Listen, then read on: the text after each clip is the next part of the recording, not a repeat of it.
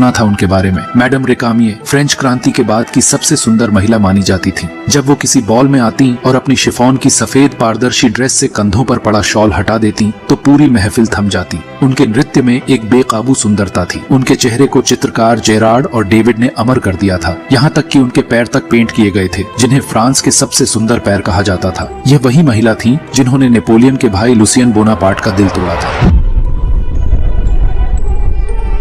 August को आमतौर पर कम उम्र की लड़कियां पसंद थीं। वो वहां आराम करने आया था, लेकिन उस एक लम्हे में जब मैडम रेकामिये कमरे में दाखिल हुई, उनकी नजर, उनका आभास, उनकी खामोशी में छुपी कहानी, सब कुछ बदल गया। ऑगस्ट बस उन्हें ही सोचता रहा। बातचीत चलती रही, लोग हंसते रहे, पर उसकी आंखों में अब बस एक ही चेहरा था। वो चेहरा जो स्वर्ग सा मीठा था, पर आंखों में एक अनकहा दुख समेटे हुए।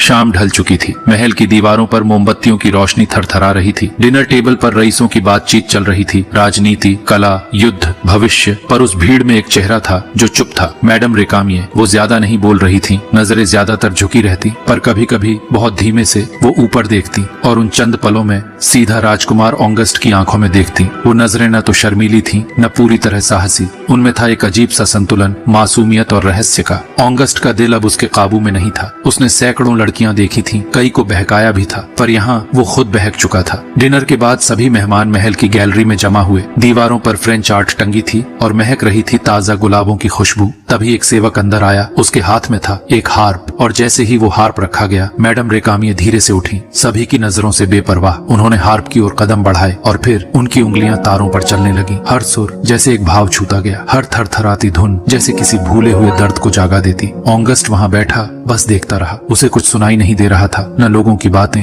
न कमरे की हलचल, बस वो एक औरत और उसके बजाए हुए